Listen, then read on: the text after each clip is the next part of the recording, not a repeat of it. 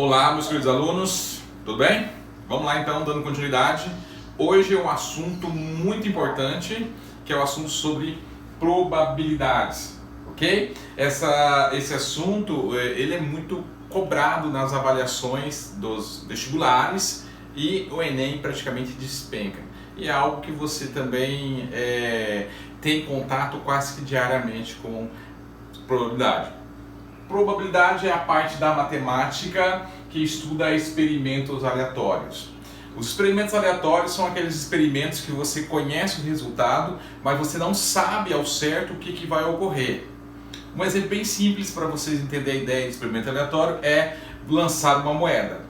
Você lança uma moeda para o alto e você sabe que pode ocorrer cara ou pode ocorrer coroa, mas você não tem certeza de qual resultado vai acontecer. Então você conhece os resultados, só que você não consegue ter certeza do que vai acontecer no experimento. Isso é um experimento aleatório. Como, por exemplo, retirar uma carta do baralho. Você vai retirar uma carta do baralho e você sabe as 52 cartas do baralho, quais são as cartas que estão lá no baralho, mas você não consegue ter clareza ou certeza qual é a carta que você vai retirar se você não olhar essa carta no baralho. Ou lançar um dado. Tudo isso é experimento aleatório. Todo experimento aleatório tem teu espaço amostral.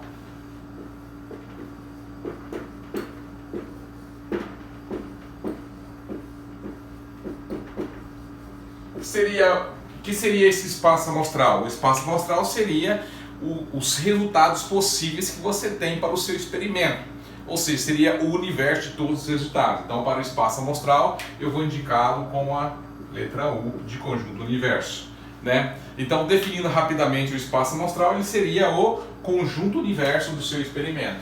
Então, é o conjunto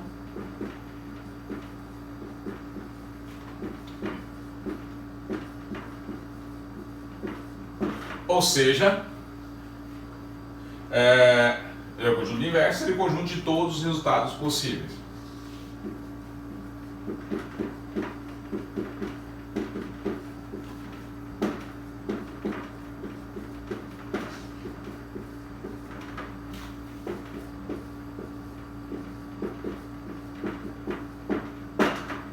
Certo? Então esse é o espaço amostral. Então toda probabilidade, como estudo do experimento aleatório, ela terá teu espaço amostral, ou seja, o espaço no qual você está fazendo o seu experimento. Certo? Um exemplo de espaço amostral, vou fazer bem simples aqui. O experimento lançar uma moeda.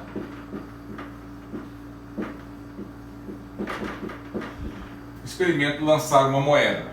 O espaço amostral, ou seja, o nosso conjunto universo, lançar uma moeda poderia sair no lançamento da moeda cara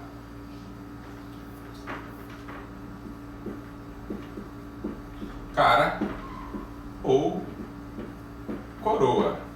Esse seria o espaço amostral para o lançamento de uma moeda, os resultados que você tem para o lançamento dessa moeda, certo? E aí costumamos usar essa notação aqui, ó, NU, onde indica número de elementos do espaço amostral, do conjunto universo, certo? Então aqui o nosso NU seria igual a 2, certo? Então é um símbolozinho que indica o número de elementos que tem para o espaço amostral, o número de resultados possíveis. Tá, a probabilidade, ela trabalha dentro de um determinado espaço amostral e ali ele determina certo tipo de resultado dentro daquele espaço amostral. Esse certo tipo de resultado é chamado de evento. Então nós temos também o evento.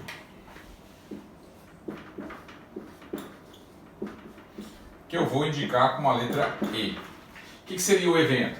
O evento seria um subconjunto do espaço amostral.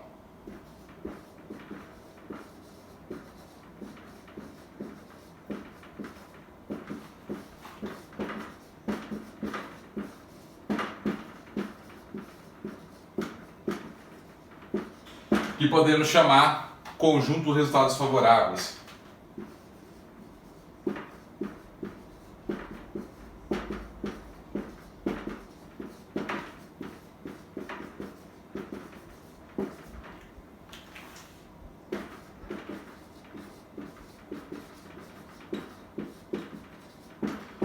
conjunto dos resultados favoráveis seria o conjunto que atende a que a probabilidade específica define, né, na verdade, no problema. Por exemplo, lançar um dado e observar o resultado, sair o número par. Então o evento seria, quando você lança o dado, nosso espaço amostral seria do 1 ao 6. E o evento aqui seria somente os resultados pares, o 2, o 4 ou o 6.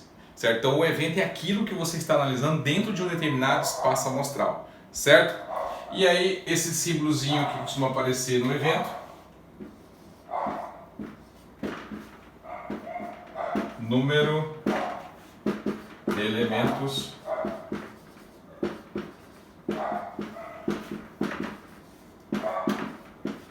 do evento. Certo? A gente vai usar o NE, também chamado de número de resultados favoráveis. Ok?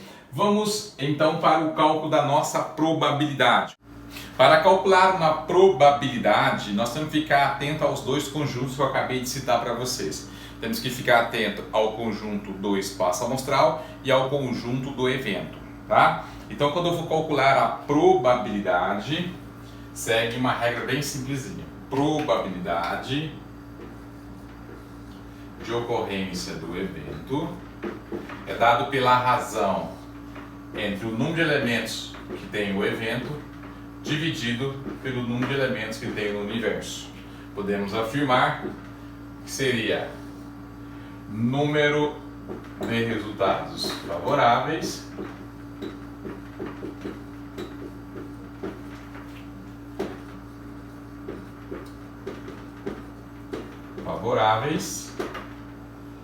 dividido pelo número de resultados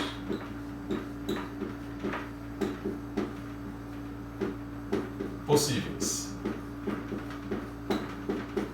Então, você quer calcular uma probabilidade, você tem que ir em busca desses dois resultados, que é a chave, né, o segredo, né, para você chegar no resultado de uma probabilidade. O que vai te dar trabalho será o cálculo desses resultados aqui, onde você tem que trabalhar algumas partes da matemática, como por exemplo, você pode usar análise combinatória, você pode usar sistema de equações, você pode usar teoria dos conjuntos, enfim, tem uma gama muito grande de maneiras de chegar nesse resultado. Depende do problema, que tipo de problema você está trabalhando, ok? Eu vou colocar aqui para vocês alguns exemplos de cálculo de probabilidade.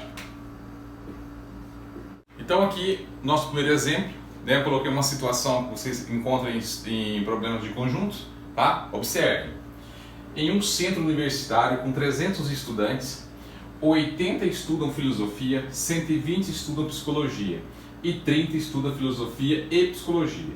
Se um aluno é escolhido ao acaso, qual a probabilidade que esse aluno estude somente psicologia?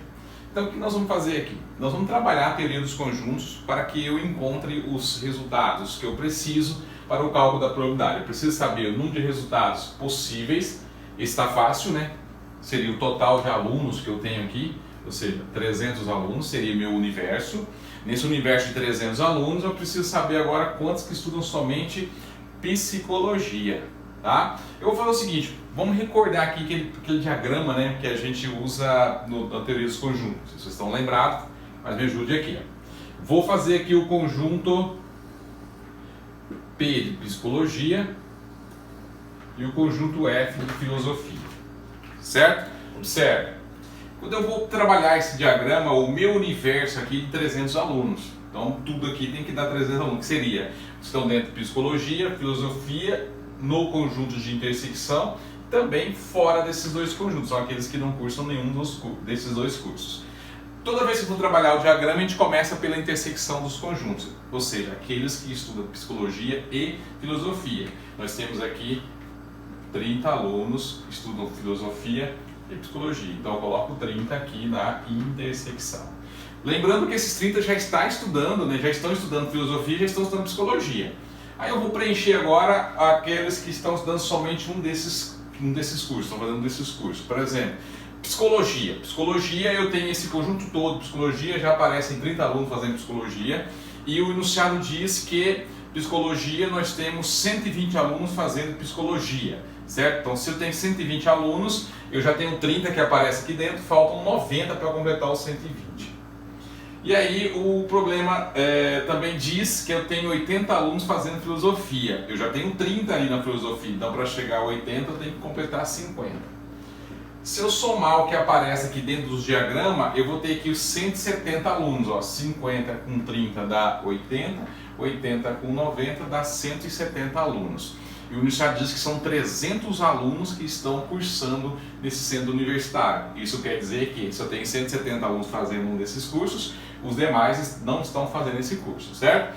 Então eu vou fazer 300 tira 170, isso vai dar em torno de 130 alunos. Pronto, preenchi o diagrama, eu tenho todas as informações que eu preciso sobre esse probleminha. Por exemplo, 130 indica que são 130 alunos que não estudam nem psicologia e nem filosofia. 90 somente psicologia, 50 somente filosofia e 30 estudam os dois cursos. O problema é que é saber aqueles que estudam somente psicologia. Na probabilidade de ocorrência do evento, nós vamos colocar o espaço amostral, ou seja, o resultado possíveis aqui embaixo, que seria nosso espaço amostral, que é um total de 300, então eu coloco 300 aqui. E aqui em cima é aquilo que nós estamos analisando no problema, aqui no caso a quantidade de alunos que estudam somente psicologia. De acordo com o nosso diagrama, são 90 alunos que estudam somente psicologia. Então, fiquei 90 sobre 300. Nessa fração eu posso simplificá-la. Como, por exemplo, simplificar o zerinho aqui, ficar 9 sobre 30, que ainda dá para dividir por 3. E a nossa simplificação final vai ficar 3 décimos. Então nós temos 3 décimos desse estudante fazendo somente psicologia. Que posso transformar isso aqui em porcentagem. Ou, por exemplo, se eu multiplicar aqui por 100, eu transformo a fração em porcentagem. E aí nós vamos ter aqui um total de 30%. Então, 30% dos alunos desse centro universitário estudam somente psicologia. Então veja só, o que você tem que fazer para calcular uma probabilidade é buscar sempre o número de resultados que tem no espaço amostral, que chama de resultados possíveis, e o número de resultados que tem no evento, que chama de resultados favoráveis. Encontrou esses dois resultados, você vai dividir. Então para isso você vai ter que trabalhar a sua interpretação e alguns conceitos matemáticos. Aqui eu usei o diagrama de Euler, né? Ou seja, o probleminha de conjuntos. Tem várias situações, beleza? Então é isso que eu quero que vocês fiquem atentos, né? E treinem bastante a probabilidade. Numa próxima aula eu vou falar das propriedades e aqueles casos bem corriqueiros, né? Ou seja, aquilo que você tem que ficar atento para você resolver da maneira mais simples possível, beleza? Eu vou deixar para vocês agora os exercícios que eu gostaria que vocês treinassem para essa primeira aula de probabilidade. Exercícios que eu gostaria e seria interessante vocês desenvolverem e analisar bem espaço amostral, evento, tá? Seria o exercício das seguintes páginas. Página 181, o praticando número 1. Página 182, desenvolvendo a habilidade, também o número 1.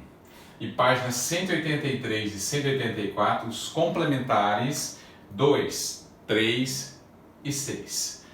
Ok?